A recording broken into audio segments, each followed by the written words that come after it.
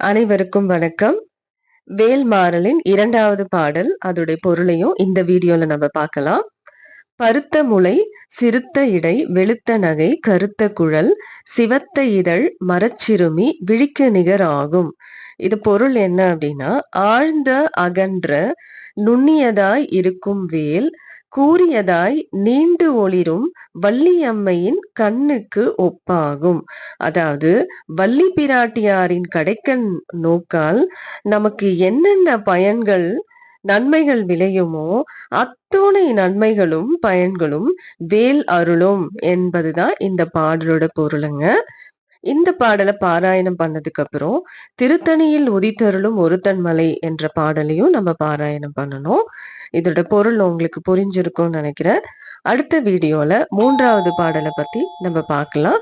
நன்றி, வணக்கம்.